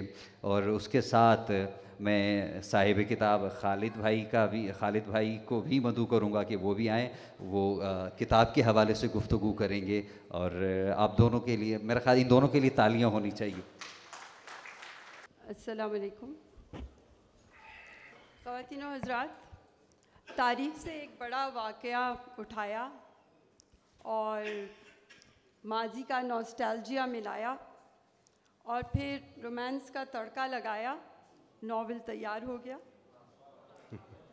اردو ادب میں کئی ناول لکھے گئے لیکن معیاری ناول کم تھے. مجھے کہنے دیجئے کہ قرۃ العین, حیدر, عبداللہ حسین اور خدیجہ مستور نے جو شاہکار ناول تخلیق کیے, وہ جو بہت بلند قامت ناول نگار تھے, انہوں نے ایسے معیارات طے کر دیے کہ ان کے بعد آنے والوں کے لیے آج بھی وہ معیارات مشعل راہ ہیں. ایسے سخت معیارات کی موجودگی میں جب عہد حاضر کا ایک نمایاں شاعر جو کہ صحافی بھی ہے، جس کی نان فکشن نثر ہم سب کے سامنے آ چکی ہے، مصوروں پہ کتاب بھی لکھ چکے ہیں، وہ جب یہ اعلان کرتے ہیں کہ انہوں نے وفور نامی ایک ناول تخلیق کیا ہے تو ادبی حلقوں میں ایک ہلچل تو مچنی تھی۔ اب اس ناول کی جو ایک خاص بات ہے وہ یہ ہے کہ یہ وبا کے ماہ و سال میں لکھا گیا ہے۔ اچھا، ایسا نہیں ہے کہ آج سے پہلے وبا کے دنوں میں کوئی ناول نہیں لکھا گیا، آپ سب جانتے ہیں مارکیز کا مشہور زمانہ ناول وبا کے دنوں میں محبت۔ تو لیکن اس ناول کی جو خاص بات ہے وہ یہ ہے کہ اس کے 2 مرکزی کردار بہت سمجھداری کے ساتھ تخلیق کیے گئے ہیں، اور پلاٹ، کردار، بیانیہ یا جزیات کسی بھی جگہ کوئی بھی سمجھوتا نہیں کیا گیا ہے۔ اور اس کے ساتھ ساتھ ہم نے یہ بھی دیکھا کہ ایک شاعر جب ناول لکھتا ہے، فکشن کی نثر لکھتا ہے، تو وہ بھی رواں دواں ہے۔ یہ الگ بات ہے کہ وہ نثر بہرحال کہیں کہیں شاعرانہ نثر ہی نظر آتی ہے ہمیں۔ تو اس کی ایک اور اہم بات یہ ہے کہ یہ ہمارے دور کا ناول ہے، ہماری صدی کے پینڈیمک میں لکھا گیا ناول ہے، اور آج کا ناول ہے، کیونکہ اس میں جگہ جگہ واٹس ایپ کا ذکر ہے، فیس بک، میسنجر، ویڈیو کالز، تو یہ آج کا ناول ہے، یہ ہم سب کے دور کا ناول ہے۔ اور اس کی سب سے اہم بات یہ ہے کہ یہ خالد معین صاحب کا ناول ہے۔ تو خواتین و حضرات، جب یہ ناول پڑھا تو بحیثیت قاری آپ میں سے جنہوں نے پڑھا ہوگا، میں نے پڑھا، تو ہمارے ذہنوں میں کئی سوالات ابھرے یقیناً، اور ان کے جوابات بھی ہمیں چاہیے، تو سوچا کہ یہ مکالمہ رکھ لیا جائے۔ جی، تو جب سب سے پہلا سوال خالد معین صاحب، پہلی بات تو یہ کہ آپ کو بہت بہت مبارک ہو، بہت شکریہ۔ یہ آپ نے وفور تخلیق کیا، اور یہاں پر جو شعراء موجود ہیں ان کو یہ حوصلہ ملے گا کہ وہ بھی آگے جا کے کوئی ناول تخلیق کر سکتے ہیں۔ کیوں نہیں۔ تو یہ جو شاعری اور پھر اس کے بعد صحافت، نان فکشن، نثر، کتابیں، یادداشتیں، کیسا لگ رہا ہے ناول تک آتے آتے؟ کیا کہتے ہیں؟ یقیناً بہت لمبا سفر، اور کچھ بھی طے شدہ نہیں تھا اس وقت بھی، جب رفاقتیں کیا ترتیب دی جا رہی تھی، لکھی جا رہی تھی، تو یہ گمان نہیں تھا کہ وہ ایک 460 صفحے کی کتاب بن جائے گی، اور اس میں بہت اہم شخصیات اور ہم اثر ہمارے تمام شعراء، 80 کی دہائی، 90 کی دہائی، اور دوستوں کے خاص حلقے، تو وہ کوئی طے شدہ صورتحال نہیں تھی۔ لیکن بعد میں مجھے کتاب پڑھ کر بہت سارے دوستوں نے کہا کہ یہ ایک سوانحی ناول بن سکتا تھا، لیکن وہ تو تب ہوتا جب وہ شعور کی حالت میں لکھا جاتا، اور یہاں تک آتے آتے بھی ایسا ہی ہے۔ مصوران خوش خیال، جو 5 مصوروں پر کتاب ہے، جس میں فوزیہ خان ہماری یہاں بیٹھی ہیں، بہت زبردست آرٹسٹ، اور بھی کچھ آرٹسٹ ہیں، میک یہاں بیٹھے ہیں، اور بھی ہوں گے احباب، تو وہ بھی ایسا ہی تھا کہ شروع ہوا اور پھر بنتی چلی گئی کتاب۔ اور اب سب دیکھیں گے جو اسٹریٹ تھیٹرز کے پلیس تھے، وہ بھی اسی طرح ہوا کہ ہاں کر لیا جائے یہ کام، کیونکہ ہمارے ایک بہت اچھے دوست اسد خان ڈائریکٹر تھے، ڈیتھ ان کی ہو گئی تھی، تو اس وجہ سے وہ کتاب بنی اور پھر ان پہ لکھا بھی گیا۔ تو یہ سب اسی طرح چل رہا ہے، کچھ بہت طے شدہ منصوبہ بندی کے بغیر۔ ٹھیک ہے، یہ تو آپ نے بتا دیا کہ کچھ بھی طے شدہ نہیں تھا، تو ایک بہت ضروری سوال ہے جس کا جواب ہم سب چاہتے ہیں کہ فیملی کا کیا رسپانس ہے؟ فیملی کا فیملی سے پہلے وسیع حیدر بھی ہمارے دوست بیٹھے ہیں جو اس کتاب کا اہم حصہ ہیں، اور وہ یہ کسی کو کانا پھوسی کر رہے تھے کہ یہ خاتون کا نام لے رہا ہے، میرا نہیں لے رہا، کیونکہ فیاض وید بیٹھے ہیں، ہمارے اجمل سراج بیٹھے ہیں، تو یہ ہم شعراء کی یا لکھنے والوں کی، مصوروں کی جتنے بھی تخلیق کار ہیں ان کی ایک مشترکہ عادت ہوتی ہے، وہ ہوتی ہے غیبت. اور وہ غیبت کوئی ایسی بری غیبت نہیں ہوتی، لیکن وہ ہنسی مذاق اور جوک میں چیزیں ہوتی ہیں. فیملی، میرا بیٹا بیٹھا ہے شہریار ماشاءاللہ، اور میری فیملی بیٹھی ہے، بہنیں میری بیٹھی ہیں. ہم شہریار کو اور آپ کی فیملی کو خوش آمدید کہتے ہیں آرٹس کاؤنسل کی جانب سے. جی اور اب یہ بتائیے کہ میرا فیملی کا ریئیکشن نہیں معلوم کر رہی ہیں. اچھا، ان سے میری فیملی بہت قریب ہے، قریبی ساری فیملی تقریباً بیٹھی ہے. میں بہت شکر گزار ہوں. دوست احباب بیٹھے ہیں، میرے بہت قریبی دوست بیٹھے ہوئے ہیں، اور ایسے بھی جو بہت دنوں کے بعد بھی ملے ہیں. فیملی کا ریئیکشن جو ہے وہ کسی بھی فنکار، جو ہم زیادہ تر فنکار ہی بیٹھے ہیں، لکھنے والے ہیں ظاہر ہے، تو ایک طریقہ تو یہ ہے کہ آپ فیملی سے پوچھ کر کرتے رہیں ہر کام، تاکہ جائے اماں کی صورت حال رہے. اور ایک یہ ہے جو کاشف بھائی نے بتایا ہے کہ بھائی فیملی کا اپنے معاملات ہیں، ہمارے اپنے معاملات ہیں، تو کہ ضروری نہیں ہے کہ آپ ان کو انوالو کریں فیملی کو کہ ہم یہ کر رہے ہیں یا وہ کر رہے ہیں. کیونکہ میں نے جو ہے ناول 2 لوگوں کو دکھایا تھا، جس میں سید کاشف رضا بھی تھے، اور بہت عام مشورے دیے انہوں نے، اور زیب اسکار حسین ہمارے سینئر. اور میرا یہ خیال تھا کہ اگر یہ 2 حضرات جو کہ خود فکشن کے بڑے زبردست لوگ ہیں اور کریٹیو لوگ ہیں، تو اگر یہ سمجھیں گے کہ ہاں یہ کچھ ایسی چیز ہے جو کہ ناول ہے یا ناول نما ہے، جو بھی ہے، یا یہ سامنے آ سکتی ہے، تو میں لاؤں گا سامنے. ورنہ یہ ایک جسے کہتے ہیں ناکام عشق کی طرح ایک ناکام تجربے کے طور پر میں محفوظ کر دوں گا. لیکن دونوں نے ہی کوشش کی کہ ہاں لایا جائے. تو اس وقت خاصے ہمارے ساتھ جو آڈینس ہے، آپ کے بہت سارے دوست شعراء بیٹھے ہیں، کچھ فکشن نگار بھی ہیں. تو یہ بتائیے کہ آپ فکشن نگار ناراض تو نہیں ہوئے اس ناول پر، کہ اب آپ نے شاعری چھوڑ کے ناول نگاری پر آ گئے؟ فکشن نگار اگر ناراض نہیں ہوئے ہیں تو انہیں ہونا چاہیے، لیکن اگر وہ نہیں ہوئے ہیں تو یہ ان کی اعلیٰ ظرفی ہے کہ انہوں نے اس بات کو قبول کیا کہ خالد معین اگر شاعر ہے اور نان فکشن کتابیں بھی اس کی ہیں، تو شاید وہ فکشن بھی کچھ نہ کچھ لکھ سکتا ہے.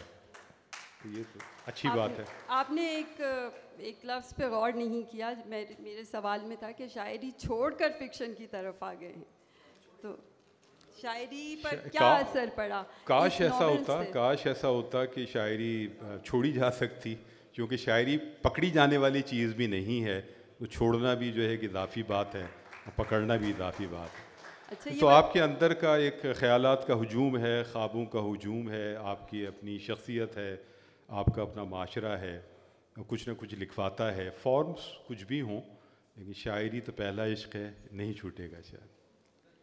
بہت شکریہ. آج کے اس پروگرام کے توسط سے میں ایک بار پھر ہمارے آرٹس کاؤنسل کے صدر جناب احمد شاہ صاحب کا شکریہ ادا کرنا چاہوں گی کہ ان کی مستقل کوششوں سے ہمیں یہ پلیٹ فارم مہیا ہے جہاں پر ہم اپنی مرضی سے منفرد پروگرامز ارینج کرتے رہتے ہیں. احمد شاہ صاحب کا بالکل میں بھی شکریہ ادا کروں گا کہ بہت مصروف شخصیت ہیں، لیکن وقت نکالا اور بہت مثبت انداز میں گفتگو کی. شکیل خان صاحب کا تو بہت زیادہ شکریہ ہے، اور دوہرا شکریہ ہے کہ وہ یہاں موجود ہیں، اور سارا جو حسن انتظام ہے وہ ان کے زیر نگرانی ہوا ہے. ٹاک شو کمیٹی کے تحت ہمیں یہ آزادی دی ہوئی ہے کہ ہم اپنے حساب سے جو چاہیں وہ آپ سے سوالات پوچھ سکیں. جی. تو اگلا سوال یہ ہے کہ یہ ناول کتنے عرصے میں تخلیق کیا آپ نے، کتنا وقت لگا؟ ناول تقریباً سال بھر سے اوپر کا وقت رہا ہے، جس میں مستقل ایسا نہیں ہے کہ میں لکھتا ہی رہا، گیپ بھی آتے رہے اور چیزیں بنتی بگڑتی بھی رہیں، لیکن سال سے اوپر کا ٹائم اس میں لگا. سال سے اوپر کا. اچھا، ایک بہت اہم سوال جو کہ شاید سب لوگ یہاں اس کا جواب چاہیں گے، جتنے بھی ناول لکھے گئے اب تک کہیں نہ کہیں حقیقت سے منسلک ضرور ہو جاتے ہیں، تو یہاں کہا بھی گیا اس طرح، تو آپ اس پر کیا کہیں گے؟ نہیں، یہ بالکل جو ہے وہ ورغلانے والی باتیں کی گئی ہیں. میں سمجھتا ہوں ذاتی تجربات یا ذاتی احساسات. اب یہ ہمارے عمران شیروانی صاحب اتنے شریر آدمی ہیں کہ انہوں نے چیپٹر ہی وہ منتخب کیا کہ رومانوی قسم کا. تو عمران شیروانی صاحب ہمارے باس بھی ہیں اور زبردست شخصیت ہیں. یہ سوال پوچھا گیا تھا قرۃ العین حیدر صاحبہ سے جو بہت بڑی ناولسٹ ہیں ظاہر ہے، اور یہ لطیفہ بھی ہے کہ کسی طالبہ نے کسی پروفیسر سے پوچھا کہ پروفیسر صاحب نے پوچھا کہ قرۃ العین حیدر کیسی ناولسٹ ہیں، تو لڑکی نے کہا طالبہ نے کہ مطلب میں تو نہیں جانتی قرۃ العین حیدر کون، تو انہوں نے کہا کمال ہے آپ اتنی بڑی اردو کی ناولسٹ کو نہیں جانتی قرۃ العین حیدر. تو اس نے کہا کہ اچھا آپ یہ بتائیں کہ آپ عمیرہ احمد کو جانتے ہیں؟ تو پروفیسر نے کہا یہ کون ہے؟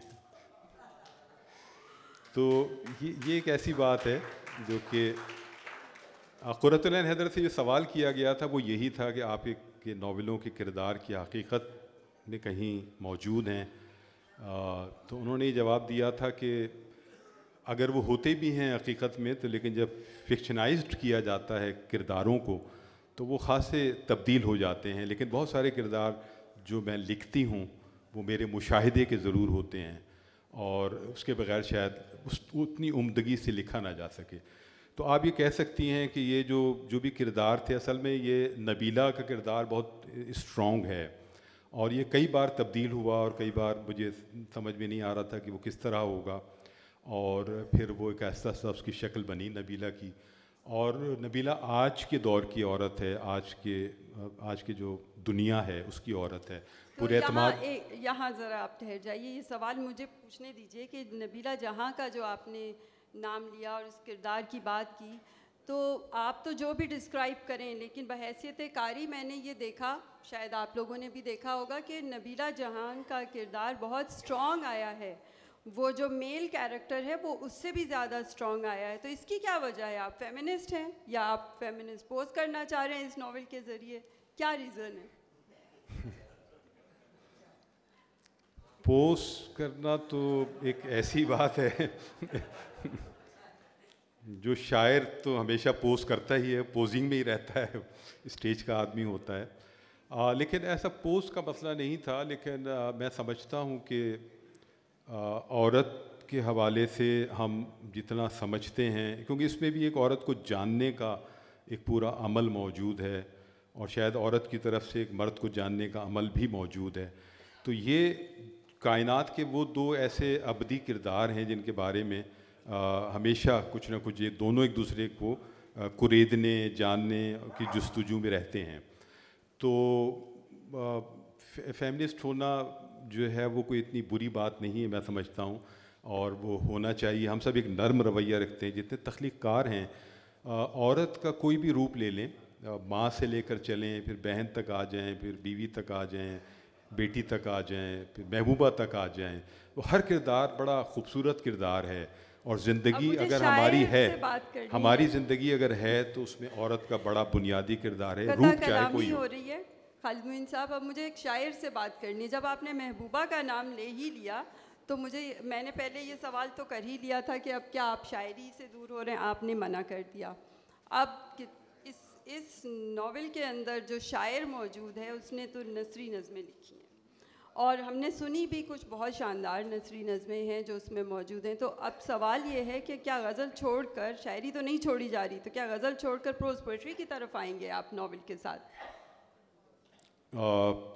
بالکل، میں سمجھتا ہوں کہ پروز پوئٹری بھی ایک طرح کی، وہ جو غالب نے کہا کچھ اور چاہیے وسعت میرے بیاں کے لیے، تو پروز پوئٹری بھی ایک ایسی صنف ہے جو آج کی صنف ہے اور وہ اس کو بھی لکھا جانا چاہیے. اور محبوبہ کے حوالے سے میں آپ کو بتاؤں کہ محبوب جو ہے وہ تو ماں میں بھی ہوتی ہے، ایک محبوب ہستی ہوتی ہے، اور باقی رشتوں میں بھی ہوتی ہے، بیوی تک میں بھی ہوتی ہے، اور وہ ہے کہ وہ بیوی جو ہے وہ بھی ایک محبوب ہے ماشاءاللہ، اور ویری گڈ، اور ہونی چاہیے. ظاہر اس میں کیا ہے. ناول ہو گیا، اب کچھ اور ہے پائپ لائن میں؟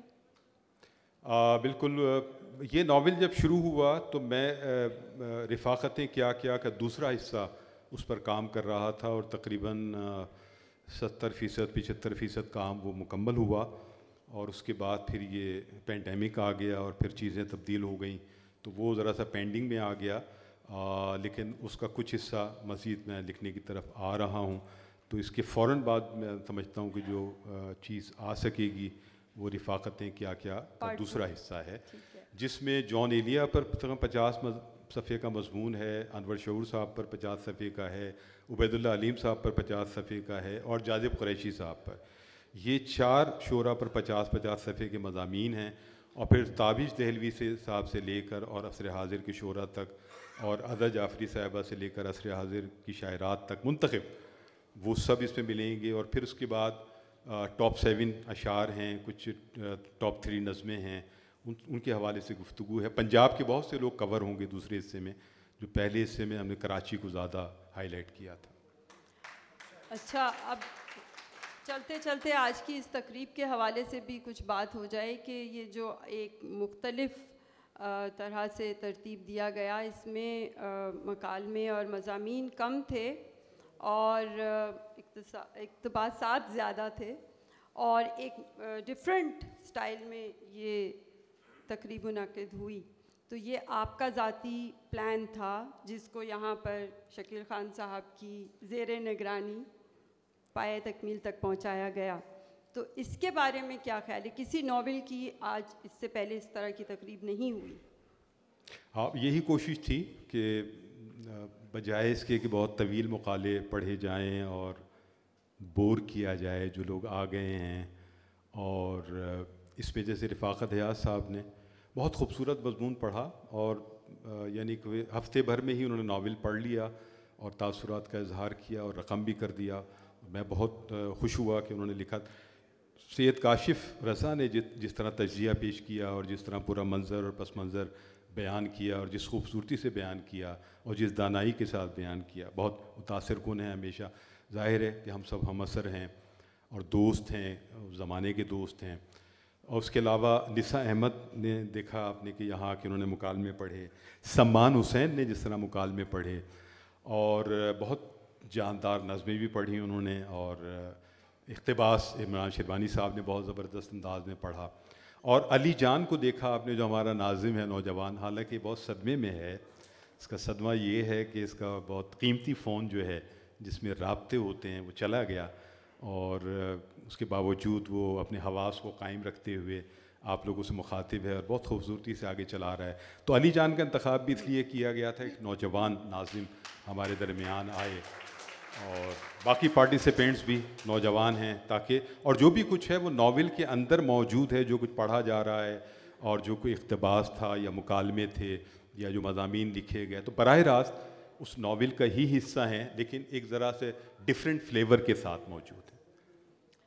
تو خواتین و حضرات, جیسا کہ ہم جانتے ہیں کہ کہانی کے پلاٹ, کردار, جزیات یا بیانیہ کسی بھی چیز پر رتی برابر بھی اگر سمجھوتا کیا جائے تو معیار پر اثر پڑتا ہے, اور خالد معین صاحب نے ان تمام معیارات, سخت معیارات کی موجودگی میں اپنا یہ پہلے ناول کا سفر طے کیا, جس پر ہم انہیں بہت بہت مبارکباد پیش کرتے ہیں, اور آپ سب کا بھی شکریہ کہ آپ نے اس مکالمے میں میرا ساتھ دیا. بہت شکریہ. اور میں بھی آپ کا بھی شکریہ ادا کروں گا ڈاکٹر ہنا امبری, اور ہمارے جتنے بھی احباب آئے ہوئے ہیں, میرے بہت قریبی دوست, فیملی, سارے تمام لوگ جو پارٹیسپینٹس ہیں اس میں, آپ سب لوگ آئے, میرا دل بڑھایا. میں اس ناول کے بارے میں کوئی خوشگمانی نہیں رکھتا, اور کوئی ایسی بات میرے ذہن میں اور دل میں نہیں ہے کہ یہ کوئی بہت ہی بڑا ناول ہے, کوئی خاص ناول ہے, کچھ بھی ایسا نہیں ہے. ہاں یہ ہے کہ میں نے جو کہنا چاہا تھا اور جو ایک قصہ تھا جو بیان کرنا چاہا تھا, اور اس قصے میں جو مرکزی قصہ ہے اس سے جڑے ہوئے جو قصے تھے وہ سب کسی طور پر آ گئے ہوں, کچھ بہتر انداز میں آ گئے ہوں, اور یہ ایک ناول بن گیا ہو. اگر یہ بن گیا ہے تو یہی میری کامیابی ہے. بہت شکریہ آپ. اور اب یہاں میں ملتمس ہوں کاشف رضا صاحب سے, رفاقت حیات صاحب سے کہ وہ دونوں اسٹیج پہ تشریف لائیں, ہمارے آج کے صدر زیب اسکار صاحب, تاکہ ہم کتاب کی رونمائی کریں. شکیل خان صاحب تشریف لائیے.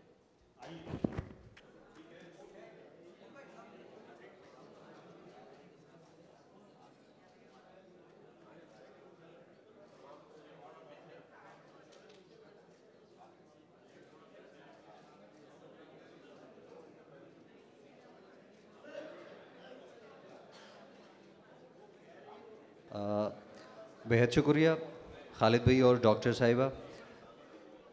اب میں عقیل خان صاحب سے ملتمس ہوں کہ وہ اسٹیج پر آئیں, جنہوں نے خالد بھائی کا کوئی پورٹریٹ بنایا ہے. وہ خالد بھائی کو پیش کرنا چاہتے ہیں. عقیل خان صاحب.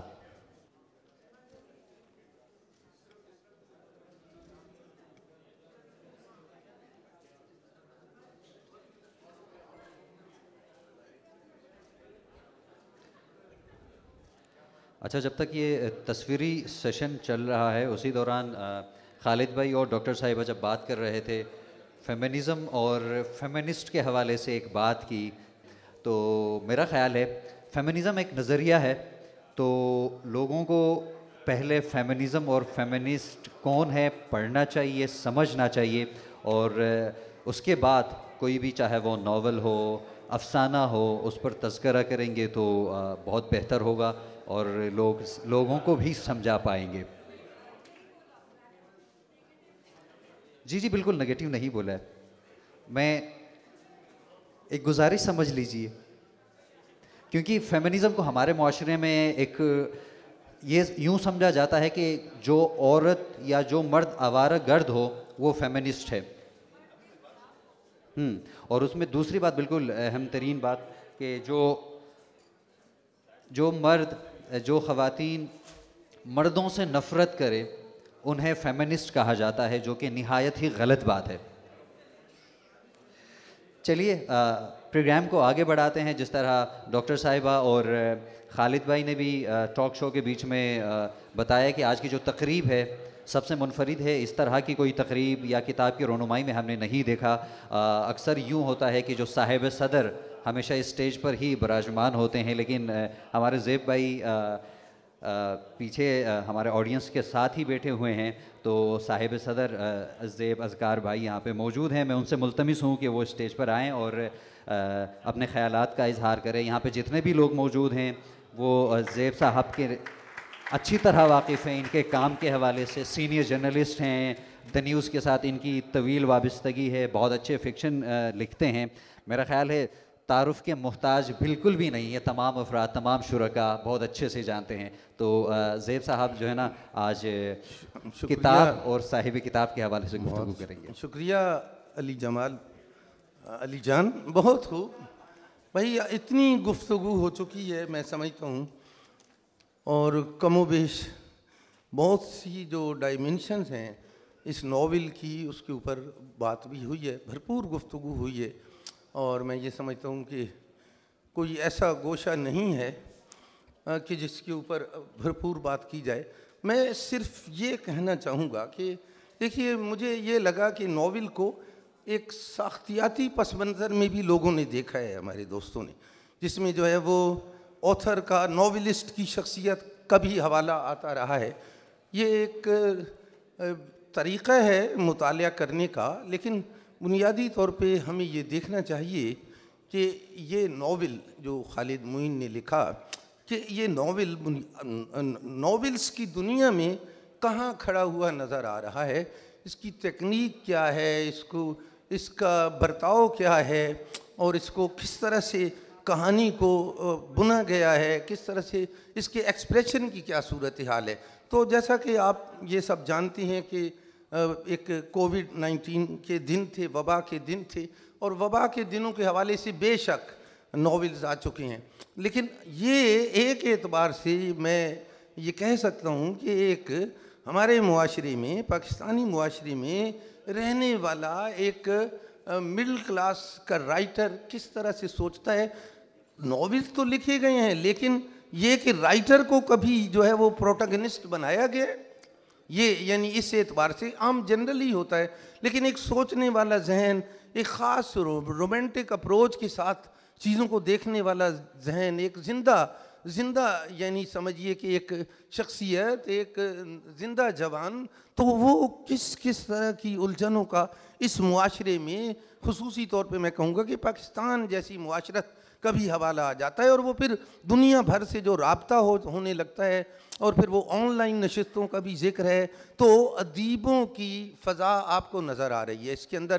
دوسری انٹرسٹنگ بات یہ ہے کہ وہ ساری چیزیں کہاں لے کے جا رہی ہیں. ایک محبت کا مسئلہ سامنے آتا ہے، پھر سوسائڈ کا مسئلہ آتا ہے. دیکھیے، سوسائڈل ٹینڈنسی جو ہے اس کو اس ناول میں جو ہے وہ سمجھنے کی بھی کوشش کی گئی ہے. ایک خاص طرح کا رومانٹسزم جو ہے وہ اس میں آپ کو نظر آئے گا. تو آپ کو پتہ ہے کہ اس میں جو ہے وہ بڑے بڑے ادیبوں نے خودکشی کی ہے اور اس کی بہت سی وجوہات ہیں. ورجینیا وولف نے کی, آپ کو پتہ ہے. اور پھر جو ہے وہ اپنا وہ the old man and the سی کا جو ناولسٹ ہے, کیا نام ہے ان کا, وہ ہیمنگ وے نے خودکشی کی. پاکستان میں مانک ایک کردار تھا, میں اس دن ایک دفعہ خالد معین صاحب سے ڈسکس کر رہا تھا, تو اس نے کی. ندیم ایک صاحب تھے کراچی کے, تو اس نے خودکشی کی. ثروت حسین کی بابت میں یہ کہوں گا کہ ہم یہ ڈٹرمن تو نہیں کر سکتے, سارا شگفتہ کا بھی حوالہ آتا ہے, تو یہ باتیں سامنے آتی ہیں کہ انہوں نے out of depression, out of frustration اور بہت سی ایسی نفسیاتی وجوہات کی وجہ سے خودکشی کی.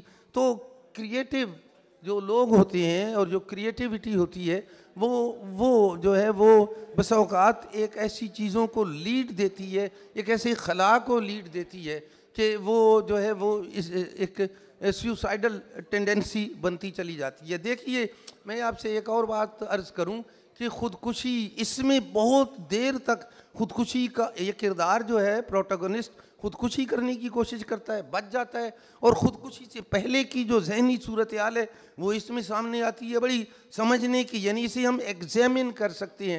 پھر اس دوران وہ جب بچ جاتا ہے تو اس کے بعد کیا صورتحال پیدا ہوتی ہے, گھریلو ماحول کس طرح سے ہے, اور وہ وائف کے ساتھ کس نوعیت کا تعلق رہا ہے, بھائی ہے چھوٹا بھائی, وہ بڑے بھائی کو کس طرح سے دیکھتا ہے, چھوٹا بھائی ایک بینکر ہے. پھر یہ دیکھیے کہ وہ جو نبیلہ جہان ہے اس کے کس طرح کے اس کے اپنے کس طرح کے ایشوز ہیں, اور پھر جو ہے وہ یہ محبت کس طرح سے پنپتی ہے, کن معنوں میں پنپتی ہے. تو یہ ساری وہ باتیں ہیں جو میں سمجھتا ہوں کہ اس ناول کے تناظر میں ہم اس کو جو ہے وہ جانچ سکتے ہیں, سمجھ سکتے ہیں. اور پھر فیمنزم کی جو بات ہے, جہاں تک تو دیکھیے ایک تو ہوتا ہے کہ آزادی, اور ایک جو ہے وہ بنیادی طور پہ یہ کہ آپ وومن امپاورمنٹ کے بارے میں کس طرح سے دیکھتے ہیں. دیکھیے یعنی ایک راستہ مل رہا ہے, لیکن اسے اس طرح سے سمجھنا کہ یہ وومن فیمنزم کی بات ہے, یہ اس طرح سے نہیں. اگر ہے بھی تو ایک خاص جو ہے وہ رومانٹسزم کے اندر گندھی ہوئی فیمنزم ہے. یہ وہ ابھی چونکہ ہمارا معاشرہ ابھی بہت ہی پیچھے ہے, اور ابھی ہمیں بعض بنیادی کوسچنز درپیش ہیں فریڈم کے حوالے سے, فریڈم آف ایکسپریشن کے حوالے سے. تو وہ کہیں نہ کہیں آپ دیکھیں تو اس ناول میں وہ چیزیں آ جاتی ہیں. تو میں یہ سمجھتا ہوں کہ پھر تکنیک کے اعتبار سے دیکھیے کہ مکالمہ اس ناول میں آ گیا ہے. مجھے تو بڑا یعنی ایک بڑا مختلف سا یہ ناول ان معنوں میں لگا کہ کہیں جو ہے وہ بیانیہ ہے, کہیں جو ہے وہ ظاہر ہے تھرڈ پرسن کے حوالے سے ڈسکرائب کیا گیا ہے, اس کا پورا بیانی ہے. پھر ایک تجربہ جو ہے مکالمے کا کرنے کی کوشش کی گئی ہے. تو اسے آپ فرسٹ پرسن کا ناول نہیں کہہ سکتے. یہ خالد معین کے ہاں ایک بڑی اس ناول کے تکنیک کے اعتبار سے اور ٹریٹمنٹ کے اعتبار سے یہ ایک مختلف بات سامنے آئی ہے.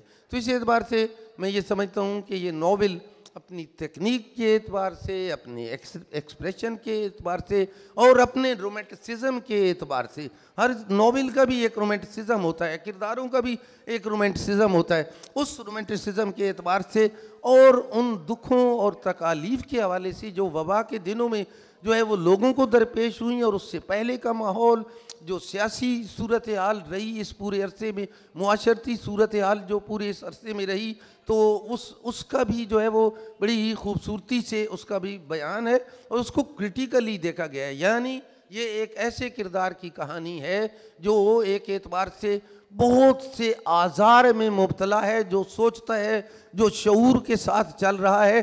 اسے آپ سڈنی جو ہے وہ آپ سڈنی شیلڈن کے ناولز بھی آپ نے پڑھے ہوں گے, جو آلٹر کا حوالہ آتا ہے آپ کو بعض کرداروں میں. تو اسے ہم یہ بھی نہیں کہہ سکتے کیونکہ اس سے ماورا ہو کہ وہ جو ہے وہ کردار جو بیان کر رہا ہے, اور یا علی جمال جو ہے وہ اس سے اٹھنا چاہتا ہے, اور نبیلہ جہان کے بھی یعنی جو ہے وہ یہ ایشوز ہیں، غور و فکر کرنے کے ایشوز ہیں، ادب کہاں کھڑا ہے، شاعری کہاں کھڑی ہے، اور کیا ہونا چاہیے، کس طرح سے جو ہے وہ چیزوں کو دیکھنا چاہیے، تبدیلی کس طرح سے آنی چاہیے رویوں میں. تو یہ ساری وہ چیزیں ہیں جو اس ناول میں سمجھتا ہوں کہ ہمیں ملتی ہیں. تو اس اعتبار سے اور میں یہ ایک کیس اسٹڈی بھی کہہ سکتے ہیں مستقبل میں میں اس ناول کو اس اعتبار سے سمجھتا ہوں کہ دیکھا جائے گا. میں سمجھتا ہوں کہ پاکستان میں ایک خاص دنوں میں جو ہے وہ کیا صورتحال تھی، ریسرچ کے اعتبار سے بھی یہ ناول بہت بامانی ہوگا، اظہار کے اعتبار سے، کریٹیوٹی کے اعتبار سے تو آپ نے دیکھا کہ شاعری بھی ہے، نثر تو ہے ہی ہے، اس میں جو ہے وہ نثری نظمیں بھی ہیں. اظہار کی مختلف صورتوں کو خالد معین نے اس میں اپلائی کیا اور استعمال کیا، اور یہ بڑی کامیابی کی بات ہے. میں ایک مرتبہ پھر خالد معین کو مبارکباد پیش کرتا ہوں اور تمام احباب کا بہت ممنون ہوں. مجھے آرٹس کونسل کے احمد شاہ صاحب، شکیل خان اور دوسرے تمام لوگوں کا میں فردن تمام احباب کا بہت ممنون ہوں.